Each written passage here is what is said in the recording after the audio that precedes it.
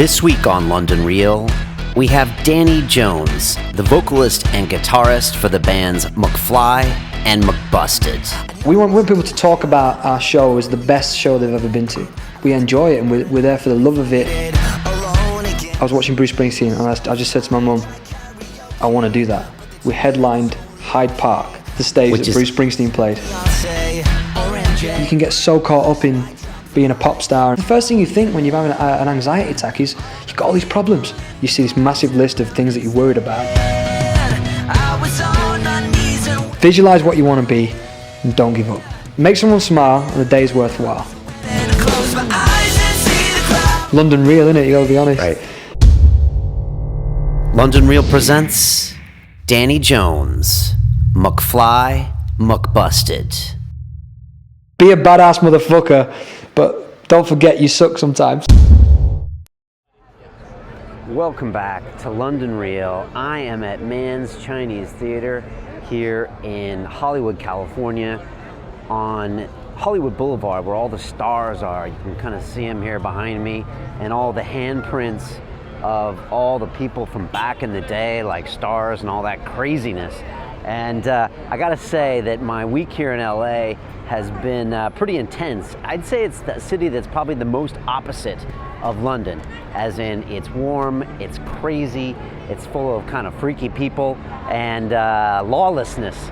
So it's been refreshing for me. It's also my home, which, or my previous home, which is kind of strange because now I'm British in so many ways. But it's nice to be here. This place is pretty crazy, and you know, since this part of the world is full of stars, it's kind of fitting that I'm here to introduce a rock star. And that is Mr. Danny Jones. He is the frontman, vocalist, and lead guitar for the bands McBusted and McFly. And if you want to know the difference between the two, he's going to explain it more later. But suffice it to say that he's touring the world, playing in front of 60,000 people in Hyde Park, selling out the O2 lately with McBusted. And so he really is, you know, at the top of his game. And he started very early. At the age of 18, he had like a hit single, and he was really dealing with fame from the beginning. And what struck me most about Danny is he's 28 years old, but he really acts like a guy that's kind of in his mid-30s, as in he's really mature, really responsible. One takeaway from this whole episode is these guys work really hard. You know, they have scheduled practices with like military time, hard starts, and you know, you really get the sense that they're always working, which is kind of the opposite of what you see on the video in the pre-roll, which is their air guitar video. You see them having fun, and they make it all look easy, but don't be confused. It's really hard work, and Danny's got a fascinating tale, and that includes some of his bouts with anxiety. And this kind of struck him at first when he was 18, and he had some issues with his family when his father had to leave the household, and he was left to support, you know, his mom and his sisters. And he had a recurring attack when his grandfather died, you know, about 7 years later. And it's something that he really talks about and is really open about. And it's what I just love about our format at London Real, that it lets people really open up. And so if you've ever had some anxiety issues, and that probably includes all of us, including me, it's nice to hear that a guy like Danny, who's, you know, so accomplished, still struggles, you know, with things like that, and the way that he really got over it. And so I'm really impressed with Danny. I really like him a lot, and so open. We spent a good 2 hours plus here. And the most fascinating thing about Danny is that I didn't go after him. You know, he came to us because he's a real fan of the show, and he's a fan of listening to the show. And he says that oftentimes when he's on a tour bus, he'll just kind of go in the back and sit in the dark and listen to a London Real episode. And so he said at one time that he said it was nice to know that people thought the same way that he did. And I was really surprised to hear that audio version of the show was really that powerful, especially for someone like Danny. So more of that stuff to come, stories of going on tour, and groupies, and how the guys hang out afterwards, and all that good stuff is in here. So really honored to have Danny on the show, and I just wanted to thank him so much for being so open and honest, you know, London Real style. At one point he says it's London Real, so we got to talk about everything. So much love to Danny, and I really appreciate him opening up. So there you go. You see a few freaks and crazy people here. But I just wanted to thank one of our sponsors, which is the folks at Squarespace, which is an all-in-one platform for your website or online portfolio. And with the new Squarespace 7 design, you got so many designs to choose from. I even got one for my better half, the woman in my life, and she has now created her own food blog, and it looks fabulous. It's called mygourmetjournal.com. And I'll tell you one thing, that woman can cook. You know, I'm very blessed and lucky to have a woman that cooks for me so much and loves me so much. I won't get too sappy on you there. And besides being fabulous, she's also getting very good at blogging. And I'll be honest even more, she is not a web savvy person by any means, and Squarespace makes it so easy. She's dropping in pictures and just making it look fabulous. So check that out. You can try it for free. And if you want to buy, you can use the code London and London Real. I think you can get 10% off. So big thanks to them. Got all sorts of madness happening here. And finally, I just wanted to thank the folks at Bulletproof. They make my coffee, which is free of molds and toxins, mixed with grass-fed butter and the brain octane oil. I've kind of missed it the last 4 days out here, so I will be excited to get back to London and get back to that stuff. Also, I left my Unfair Advantage at home, and so I've been missing that product as well. So check out Bulletproof, pick up the Bulletproof diet, and much love to Dave Asprey and the guys. So here we got the Harlem Globetrotters here, and there he is, somewhere behind me, there he is. And so I'm gonna take this time to tune out. You got the NYPD behind me, sorry, LAPD. And I'm gonna call this one a close and leave you now with Mr. Danny Jones, the guitarist and vocalist for McBusted and McFly. And I hope you enjoy his story, and I'm saying goodbye from Los Angeles, California. Next time I'll see you, I'll be back in London. Peace.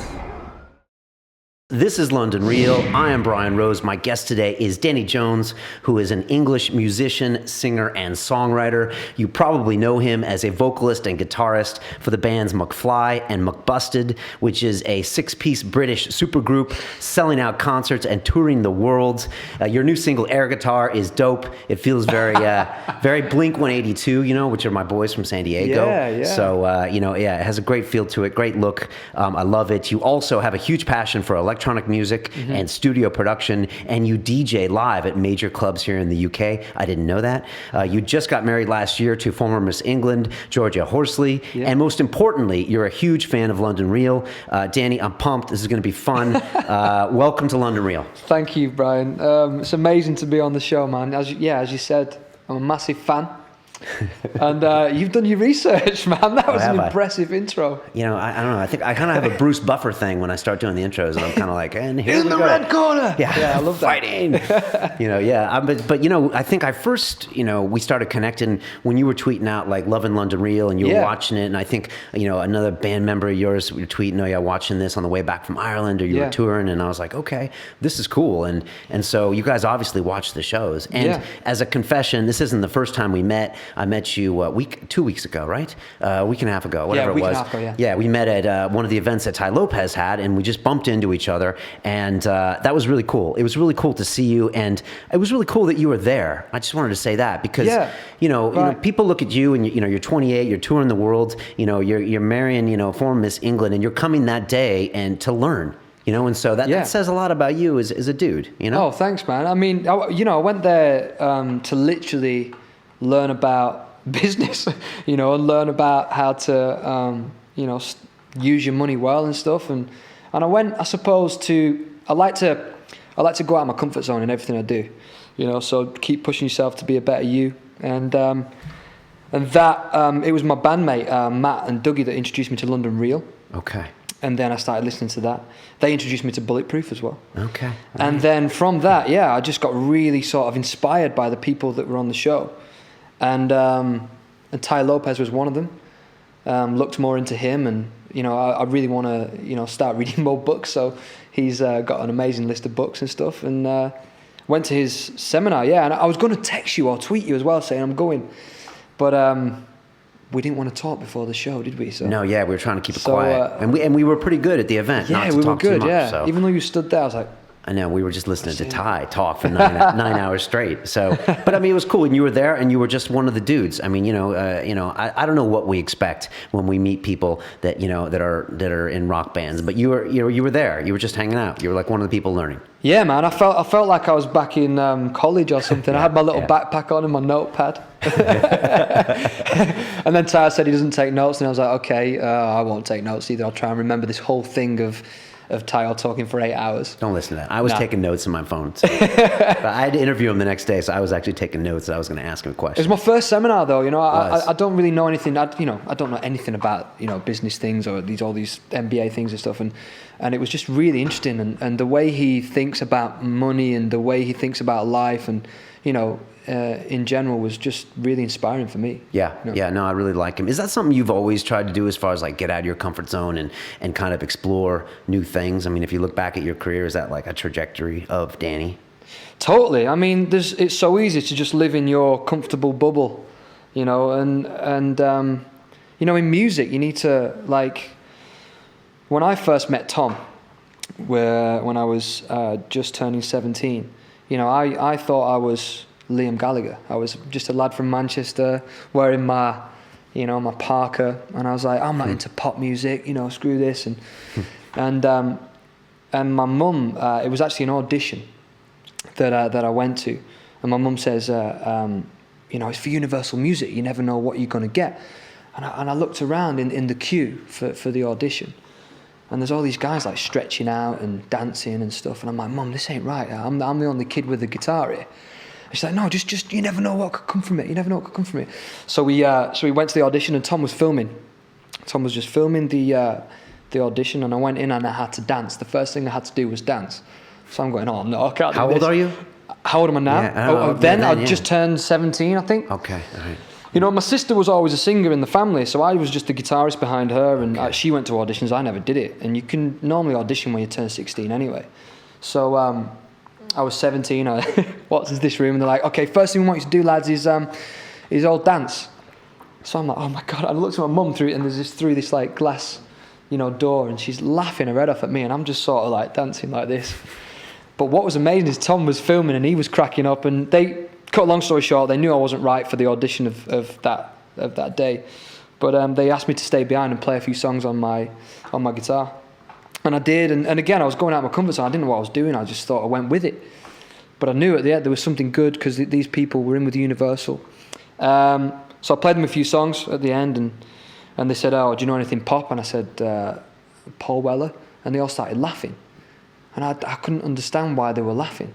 And obviously Paul Weller isn't the pop that they knew. So Tom took me downstairs and taught me a Backstreet Boys song. Okay. So I'll a Backstreet Boys song, and there's me. I've got like a proper indie haircut. Thinking, what's this?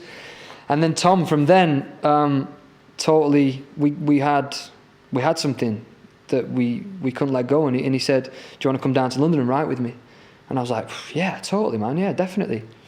So every weekend I just went to college studying music production, and I was in Bury College, and every weekend I got the train down to London.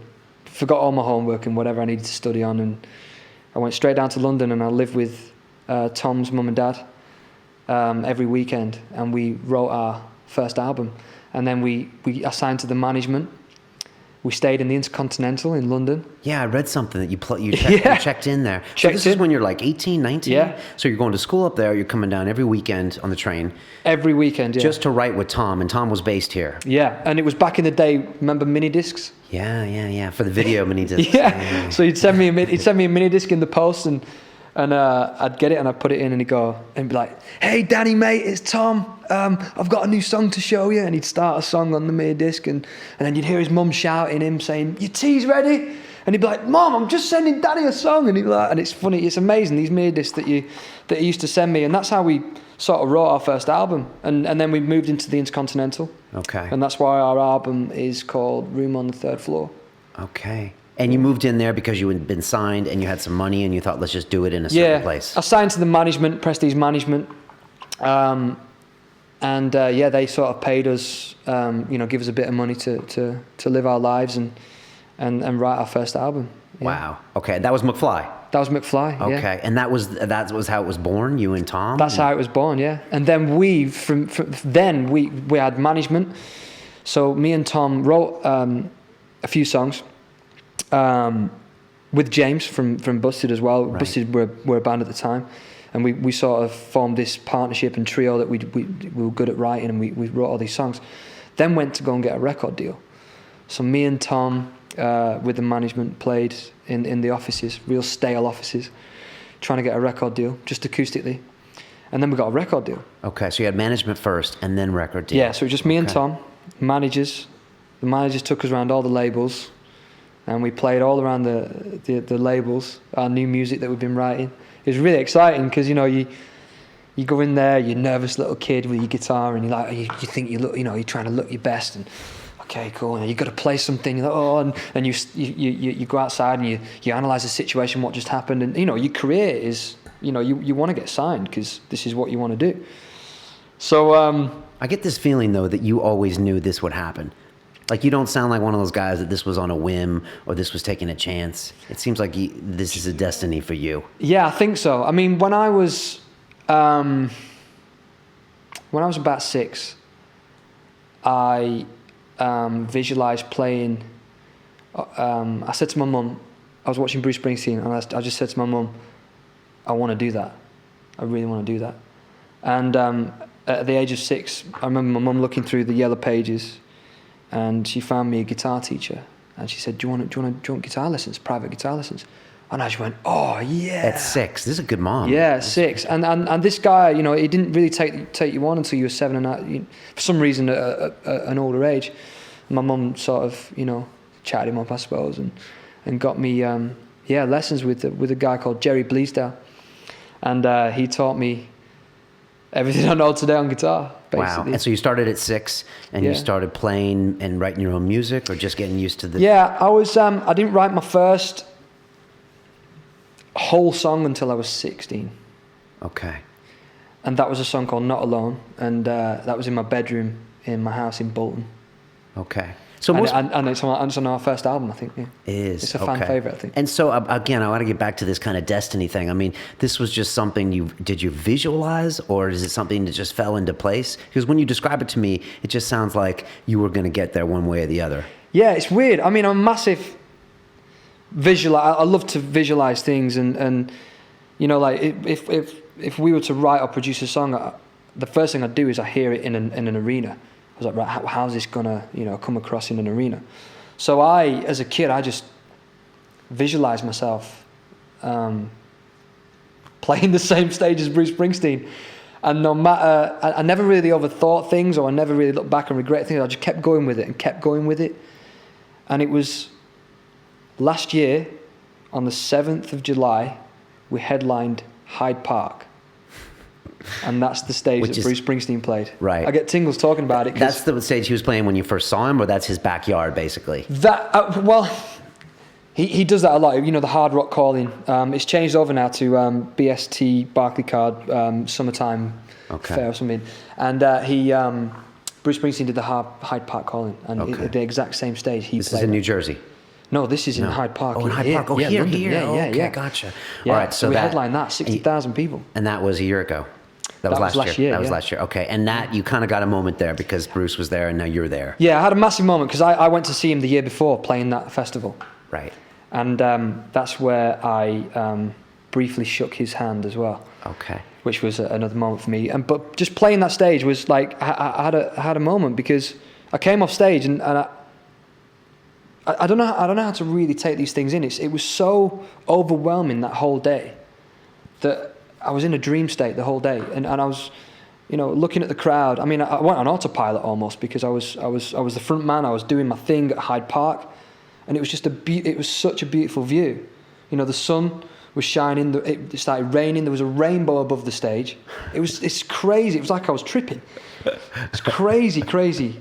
Why was that event so special? Because it was so big? Because it was in London, or because it was where Bruce played? It's because I visualized it as a kid. Okay.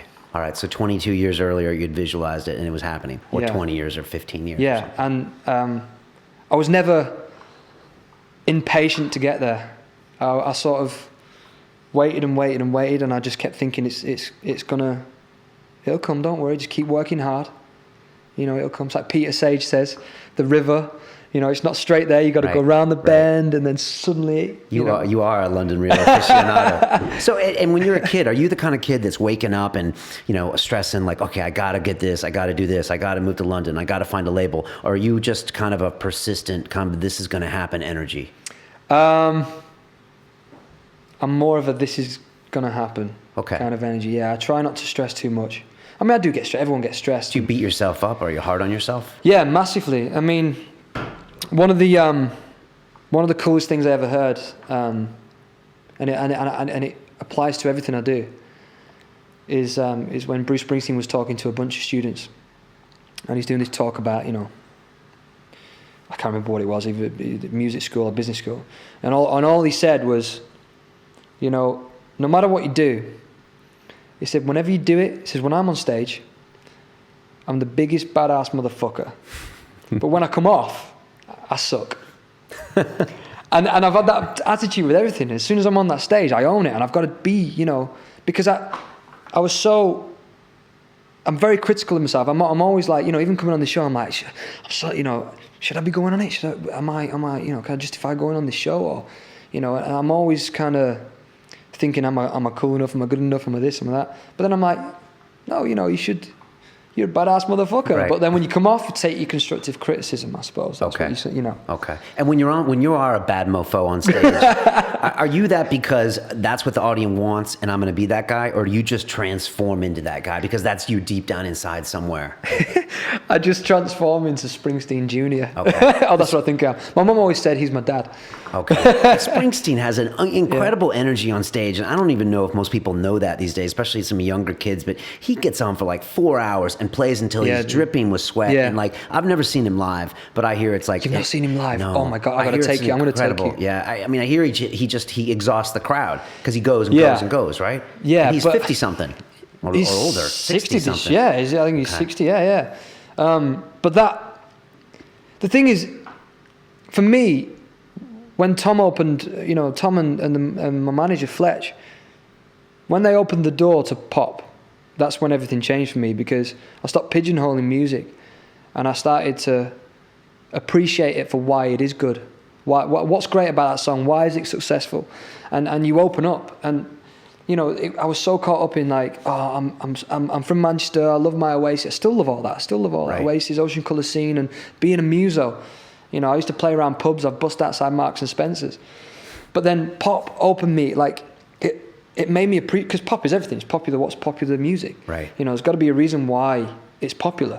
And if you can appreciate it and study it and analyze it, and that's when it opens your world to so much more music. Now I can listen to classical, and then I found my electronic route. And But before, you used to hate pop music for all the reasons that people hate it, and they call it pop because they think it's something that's mainstream or they don't appreciate for what it is. Yeah, I don't think I ever hated it. I just never got it. I was like, what's that? Why is it big? And you got it on that audition that day when you were forced to play the Backstreet Boys guitar. Dude, I learned. I can't remember. I don't know what the song is, but it released something in me. I was like, wow, that's a beautiful melody. I don't know, I had a connection with Tom, and it was after that when we started writing a lot of pop and, you know, understanding what a hook is, because not a lot of people know, you know, like we aspire to greatness, like, you know, Max Martin's of the world, you know, he's a great songwriter, but I grew up on blues music. Like, you know, what? Like what kind of artists? I grew up on John Lee Hooker, B.B. King, Eric Clapton. And you just found that on your own, because that wasn't exactly playing on the radio when you grew up. No, yeah. I mean, I suppose I was brainwashed a little bit by my mum. You know, there was no real Disney films in my house. I mean, I didn't see that. My sister did, but I never really wanted to watch it. I just I was hypnotized and sort of like just in my world, just watching Tubular Bells by Mike Oldfield. Okay. You know, that was my Disney film. Okay. You know, that's a classic. Or Bruce Springsteen or Pink Floyd. I used to completely zone out and just, I suppose, study what they're doing and want to be that and try and mimic it and try and, mold myself into that. So blues influence. I was listening to Keith Richards' autobiography on Audible, and he said, we listened to the blues from America and we fed it back to them. And I was like, that's all we did. He's like, that's all we did. Yeah. From Britain, we fed them back the same type of, and I never even realized that. The thing is, there's so much heart and there's so much soul, and pop misses out a little bit on that. And if I can just bring a bit of soul and heart and feeling, like Springsteen, his utter faith in what he's doing at that moment and belief, because I don't know whether you know, but there's a lot of pop out there that, there's artists that just front someone else's dream, so you've got this good looking guy or whatever, and somebody else is writing the songs for them. They go out there and they just front somebody else's work. This is your typical, like, from the 90s or the noughties, we're going to create a band, we're going to get some boys together, we're going to write the songs, and they're going to be out there. That's it. Okay, that's fronting is kind of what you mean. I suppose it's a good business. Right. But and why doesn't that work? Well, it does work, and it still works to this day, but it doesn't have the longevity, I don't think, I think that the reason why we are still here now is that from day one we've written our own songs, we believe in what we're doing, so when we go out selling it, we believe in it, and we're like buzzing, and it's like, it's not work to us because we enjoy it, and we're there for the love of it. And our last single, Air Guitar, didn't get any radio, but we still sold just under 400,000 tickets last year. So if and you create a fan base that are so fanatical and they're hardcore because they've got so much to buy into, because you're loving what you're doing, but it's straight from you to them. Right. There's no... Right, and you can't fake that genuineness with fans and audience. You can maybe fake it once. Yeah, but then that's why you drop off. As soon as somebody stops writing songs for you, what are you going to do? Right, and the fans wisen up. They'll know after a while if you're not really, your heart isn't into that, and the way you tour and the way you act and everything, and then it's just not congruent. And for me, being in a band, it's about the journey. It's about going through the hard times, going through the fun times, touring the world, and being... I wouldn't like to be a solo artist, because being in a band with your boys, and there's nothing better than going out, playing one of your tunes that you've just written, or a big hit that you've just had, looking to your right, looking to your left, looking behind you where your drummer is, and just thinking, wow. And I'm getting goosebumps talking about it, because you're with your best mates, you're on a stage, you've got fans jumping up and down. It's a drug for me. That's my drug. Yeah, I believe you. It's kind of like that line in Any Given Sunday when Pacino's like talking to the locker room, and he said, all the guys, they don't remember the trophies, they don't remember the money, they remember that one time, like on the 50-yard line, with those guys as a team, pushing forward, and that's what the guys remember. 100%. Which is, I guess that's a carnal human instinct, right? Being with your pack, your wolf pack, and your tribe. It right? feels good. It feels good. Really good, yeah. What is it like being in a band? I know that we could probably talk hours about that, but you just talked about that, and later I want to get into McFly McBusted and McBusted, so you can break that down for us. But just being in a band and having 6 individuals and different people, but yet you have to come together to create. You have to go away to tour together. I mean, what's it like? It's been described as a marriage and all that stuff, but what is it really like? Well. What is it really like? It is like a marriage. I mean, some of the boys know things that my wife and my mum doesn't even know, So, but what's amazing about a band is, or our band, is that the bond that you have and what you go through together and the experiences that you have, I don't know. I mean, you write music. I mean, we do have our differences. But you've got to leave, like, we always try and leave our egos, if we've got any. We try and not have big egos, but we leave it out of it if it's creative, and we tend to talk about it. And if you talk about how you feel, there's no wrong in if you feel sad or whatever, and we know we're there for each other. We're like brothers, we're like blood brothers. That's the only way I can describe it, is that I know they're there for me for the rest of my life, and no matter what we go through, it's like, and the McBusted thing at the minute, with 2 other dudes joining us, we wrote with James and Matt back in the day, so that seems totally natural. And again, it just seems more fun. It's more of a gang than a band now, I suppose. And again, looking to your right, looking to your left, to have 2 new members is a whole new excitement, a whole new, you know, angle at it. And we write now in teams because there is too many. 6 opinions is too many. There's too many cooks.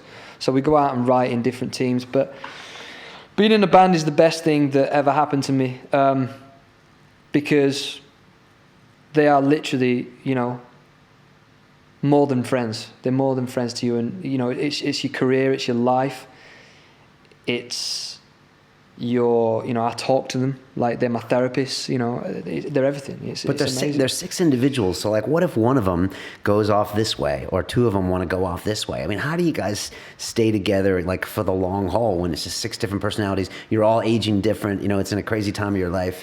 What do you mean? Do you mean go off in what way? In terms of I don't know. It's just like, it's or? just, or you know, how does everyone stay focused? Like, yes, that we want to do this band. I mean, you say you work every day basically, except for maybe a week or so off at Christmas, and I believe 2 weeks you. off for Christmas. So you guys are working 24/7. I don't think people realize that. I mean, the impression of what you do and what you really do, I think, are very different, and we'll get into that. No, when we're not on TV, we're hammering away, writing songs. But it just seems to get 6 people on the same page looking forward, even for 18-month schedule. It just seems hard, but maybe I just, I'll tell you what it is. It's a good manager. Okay. Our manager's amazing. Our manager's like, well, 7th member now. We call him, you know, the 5th member of McFly, but he's the 7th. He's like a band member, and he molds, he glues it all together and gets us hyped up and inspires us and keeps it moving forward. He deals with all the shit. We do the good stuff, you know, and that's how it is. And he tells us about the shit, but we don't have to deal with it. So okay, yeah, you need a guy like that. It was fun.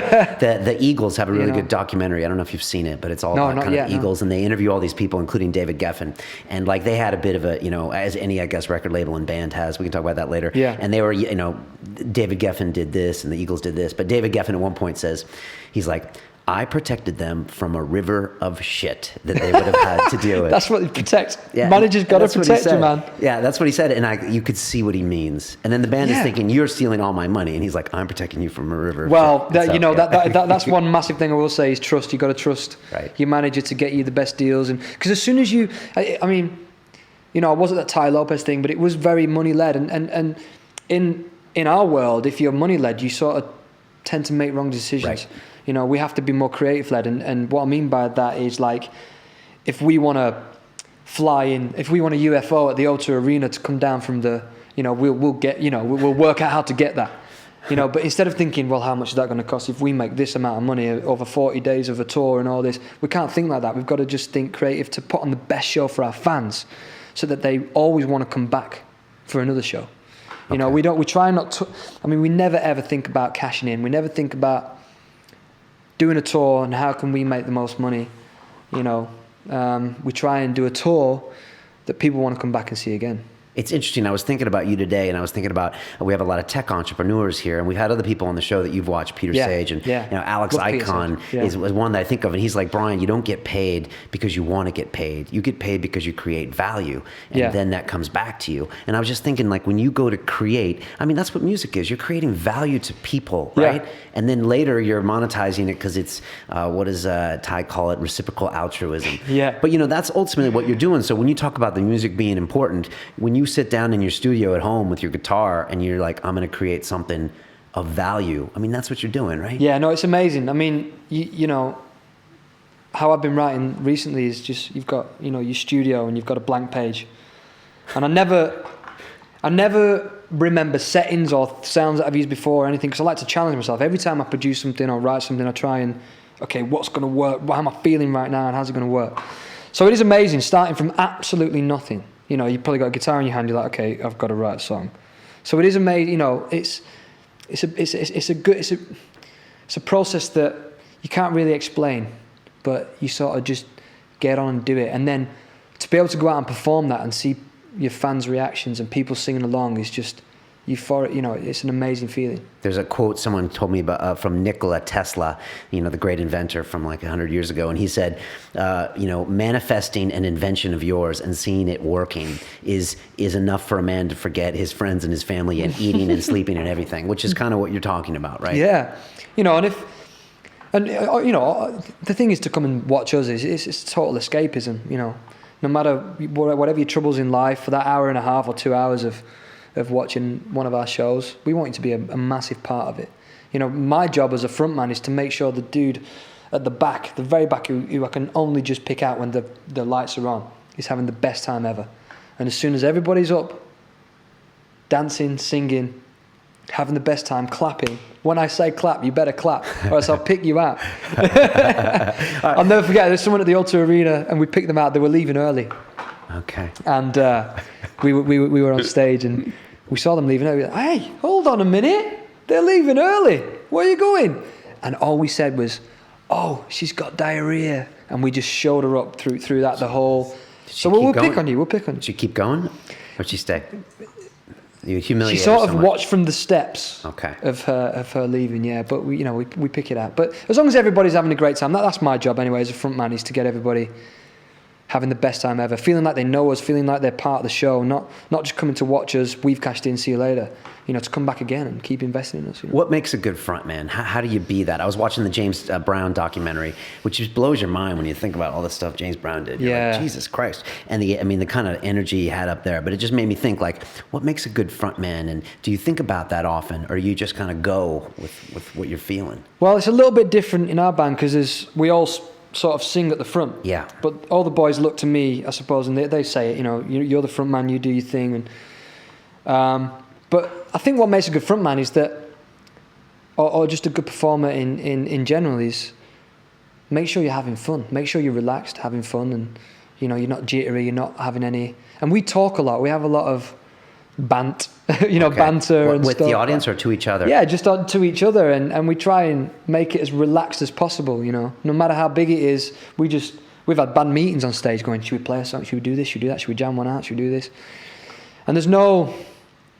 You know, we've had PAs go down, and suddenly we're like, what do we do? And we just, I don't know, we get around it. But to be a good frontman, you've got to connect with everyone. I like to point people out and have a moment with, even though you've got 14,000 people in front of you at the O2 Arena, connecting with one person is so powerful. You know, sometimes I rely on the fans too much because I forget my words and I'm trying to think what they're singing. And then I start singing what they're singing, then I'm singing the wrong words, and then it all gets messed up. But yeah, I think just having loads of energy, and having fun. You've got to have fun and be relaxed, you know. Again, because the audience senses that, and if they sense you're not having fun, then they don't. Yeah, massively. Okay. And that's why they can sense if someone's just up there to get paid. It might work for a little while, but in the long run, it doesn't work. To me, yeah. I mean, I can totally sense it. If somebody loves what they're doing, I mean, I got to see shows all the time, and I recently went to see Bon Iver or Bon Iver, however you say it. Yeah, okay. It was just in Vernon, and he was the only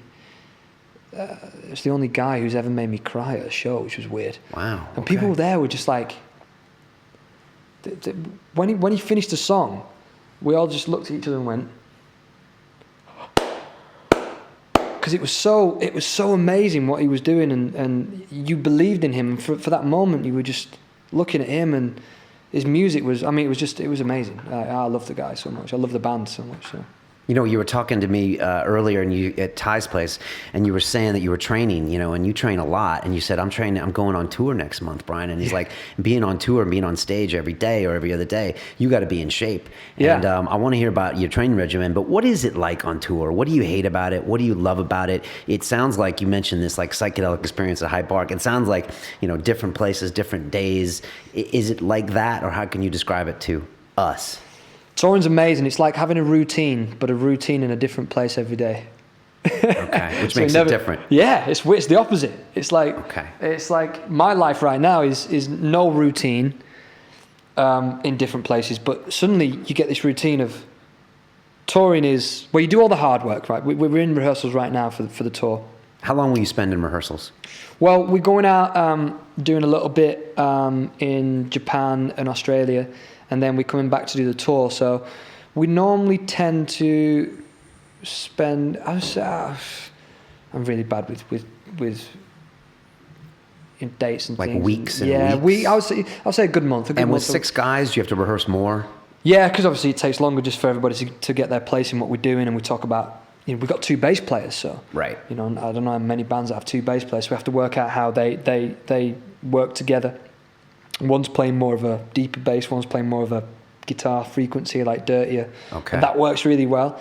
I mean, our front of house man, Ed, says it's a massive wall of noise now that you're creating because there's 6 of you and the drummer, and there's 3 guitars, 2 bass players and a drummer. So it's a massive wall of noise that we're doing it. And you're all talking about positions, what are you playing, when you're playing it, and this is what rehearsals are like. Yeah, rehearsals are more for like, we really nailed down how well we play the songs.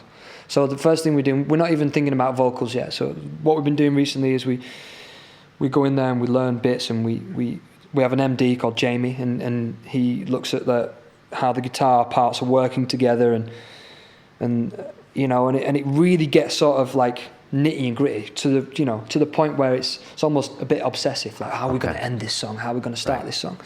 And you'd say you're off timing, we don't want that earlier, we want that earlier. Is there arguing? There must be some arguing. We're at the stage now, no, there's not really. Okay. There's creative discussion. That's what we like to call it. Good, that's good. I disagree with what there has to be some disagreement, or there's no passion, right? Or there's no perfectionism. But as long as you listen, and as long as you, like, there was an ending today that we were trying to discuss, and I was like, well, I don't think it needs another chorus on the end. I think the audience have got what they think. You can go into, depth with it, but... Right.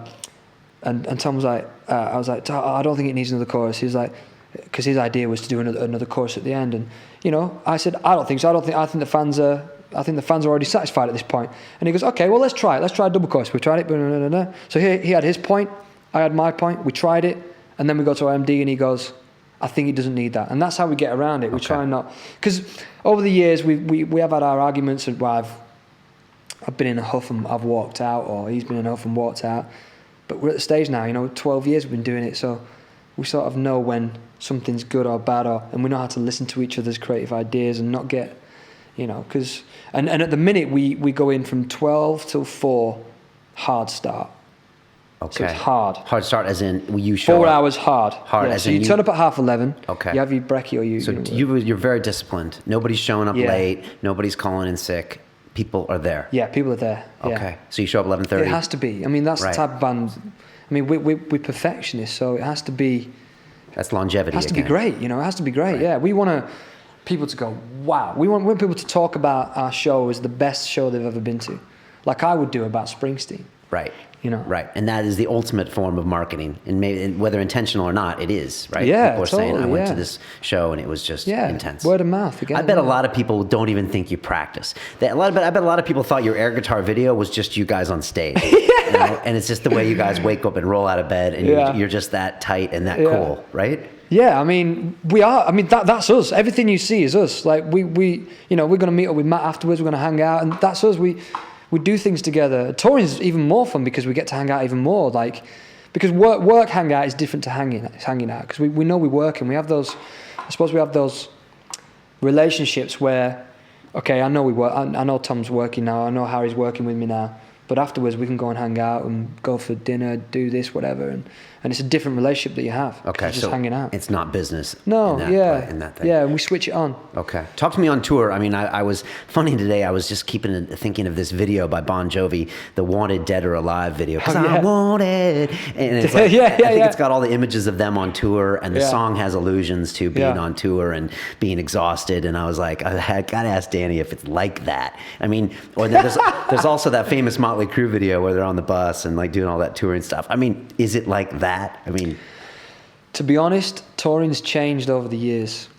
In the early days, we used to, drink a lot, go out a lot, and now we train a lot and we drink loads of Bulletproof. And you sleep a lot. And we sleep a lot. So you're the I mean, I like to go down to the bar, and I still have I've got a very nice balance of being healthy and socialising in that way. And I'm a Bolton boy. I like a pint. Right. But so after the show, you will go down and socialise. Sometimes. Yeah, because you can come from playing an arena like the O2 Arena, straight on the bus. Well, sometimes we make a decision before the show. Are we going to stay and shower, or are we doing a runner? So if you do a runner, within minutes, you're just in a hotel room on your own, in a shower, with ears that are ringing. Okay. It's the first thing I ever felt was really, really weird about touring. Like drug withdrawal, it must be. Yeah, I'm like, I've gone from thousands of people in an arena, like playing with because we wear in-ears and it's super, super loud. My ears are ringing and I'm just